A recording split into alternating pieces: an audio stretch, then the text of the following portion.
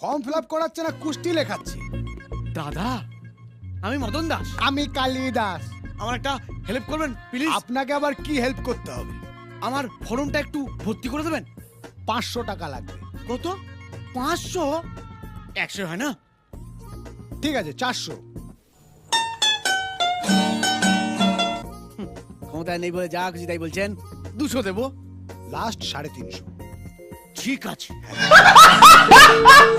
ছোট ভাইয়ের মুখ চেয়ে 250। ও বাবা, 250 টাকা দিতেই হাত কাঁপছে। কি করবো দাদা, এতদিন তো হাত পেতে নেবার অভ্যেস ছিল, হাত উপর করার অভ্যেস তো ছিল না, প্রথমবার তো তাই কাঁপছে। দিন ফর্মটা। ও ওই যে আপনার বৌদি ওখানে একজনের ফর্ম ফিল আপ করে দিচ্ছে, ওনার থেকে গিয়ে করিয়ে নিন। Thank you brother. কালিদা নিন এখানে সাইন করুন। ঠিক আছে, ও আমি বাইরে করে নেব। তোমাকে যে কি বলি। থাক, কিছু বলতে হবে না। কানা নাকি, দেখে চলতে পারো না? ভদ্রলোকের ছেলে ভদ্রভাবে কথা বলুন, নাহলে এমন দেবো না। কি দিবি?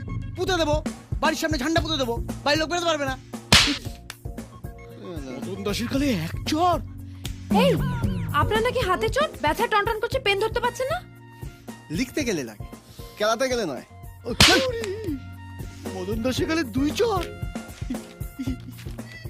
আপনি কোথায় যাচ্ছেন?